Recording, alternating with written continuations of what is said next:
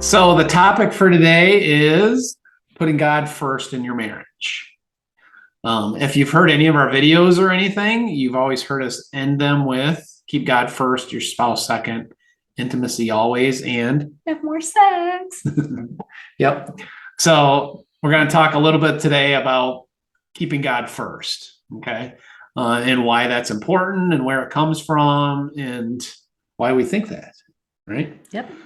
All right. So obviously, if God's involved, we should have some of the biblical stuff in here. So I'm going to read from Exodus. In Exodus 20, it says, I am the Lord your God who brought you out of Egypt, out of the land of slavery. You shall have no other gods before me. And sometimes we can put our spouse first and we can actually worship them to a certain extent, whether, whatever direction. So that's in direct contradiction to what it says in the Bible, obviously. So, right. So of course, that's from the Old Testament, and then the New Testament basically says the same thing. So this is when the Pharisees are asking Jesus, what is the greatest commandment?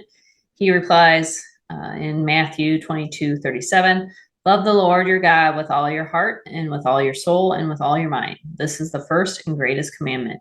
And the second is like it, love your neighbor as yourself. All the law and the prophets hang on these two commandments. So it's a consistent thing, right?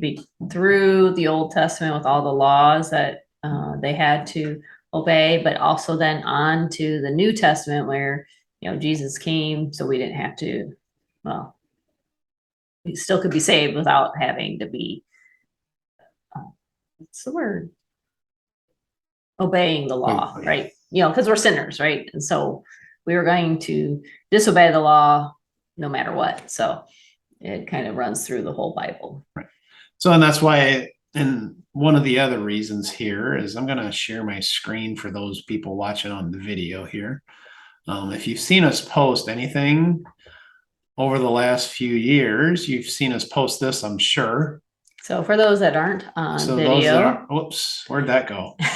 What did I just do? I'm not sure. Gratitude. That's not the one I wanted. All right, we'll try this again here. Sorry, technology and me don't get along sometimes. But Marty can talk while I'm doing this. Okay. So for those of you who are not on video, basically it's a triangle, right? And at the top is God, and on the left is him, and on the left is her. So wife, spouse, husband, wife type of thing. So basically it's just an image that shows that if you alone are moving closer to God, you're getting closer to your, and your spouse is moving closer to God, you're getting closer to each other. So as each one of you puts God first, you're actually getting closer to each other. Right, for sure. And the key part that Marty just talked about is that both people are moving towards God. It's not when one person puts God first and the other one doesn't, you actually can be moving a little bit away from your spouse, right? So you want to make sure you're both putting the effort to keep God first in your marriage, and to keep Christ as the center of it, basically. That's really what it comes down to. Right. Well, and when you take your vows, you're really having unity between three people, not just two. Right. It's a triunal covenant between you, your spouse, and God. So it's really important to keep him in the middle or at the top of the marriage, and continue to learn more about God and pray, and all that stuff brings you closer to each other. Right. And it's I lost my train of thought there. I don't know what you're gonna say. Sorry, guys. Sorry, guys. It happens every now and then. Yes, it does. Yeah. Well, the other thing I was thinking of was too is, even if one of you is not a believer or one of you is not moving towards improving or enhancing your relationship with God, the other can pray, right, for the other person. Not, because you're not going to be able to change the person. The only person that can only person that can change another person is God. So, just praying to God to, press upon the other, to be a better husband or wife, or to be more understanding, or, whatever it is, but be thankful for what you have too. We should be thanking God every day for what we have in this world. And that's the conversation that should happen, obviously, before you get married too, a little bit. So, research shows I think it's up to 80% of people that one's a believer and one's not have struggle and have a lot of challenges in their marriage. So you definitely want to have that conversation before, or at some point you need to have that conversation when you are married. Definitely. So I mean, keeping God the center of it, the closer you move towards God, the closer you are towards each other, obviously, right? So from our triangle example and everything. So that's the main thing, is you want to keep growing closer to God as you work through your marriage. And as you do that, your marriage is going to get filled with more passion, because you're going to actually grow closer to your spouse. So and grow your passion. Yeah. Yes, I am the goofy one. Joy Yeah. is very more stoic, and I can't be funny.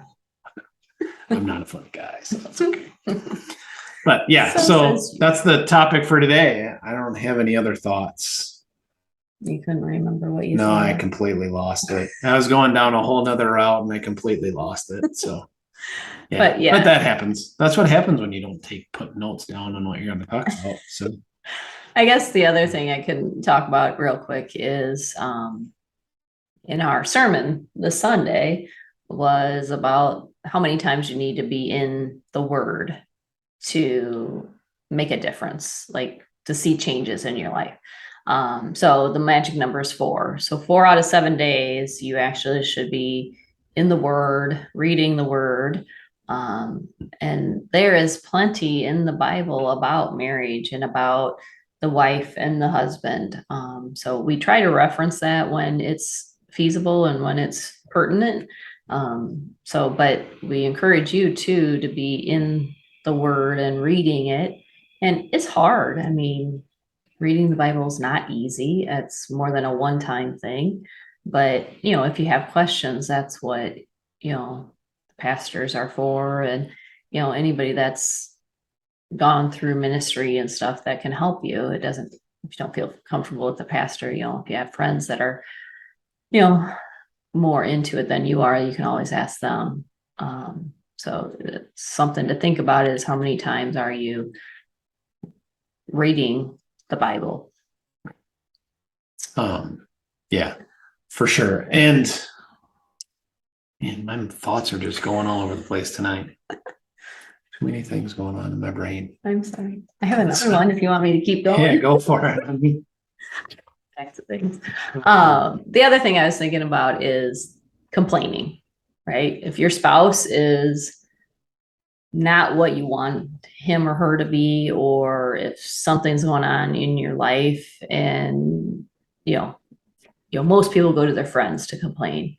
Really, that should be taken to God also. Because again, he's the only one that can change things. And not that, you can vent to God just like you can to your friends. And I mean, your friends aren't going to really probably give you great advice. And then they're just going to start thinking bad about your spouse and, well, you should leave him and you should do this and you should do that. Right. But God is the only one that can change the situation, and he should be our first go-to instead of our last, which is hard for me also. I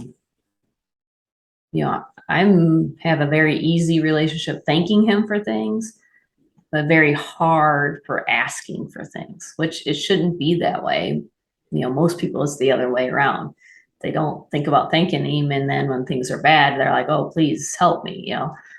For me, it's the opposite for some reason, but God should be the first one you go to for gratitude and or issues. Well, and the wonders of the internet, if you're having a struggle or something, and you're looking for references into the Bible, I mean, you just simply Google something. If you just Google marriage and Bible verses, there's going to be over 100 Bible verses come up, right? So you can go and research it and see what you need to change in your marriage a little bit to be more in line with that. So, in all honesty, that's how we find a lot of what we find, just because we search a topic and find the verse that fits the solution we're looking for.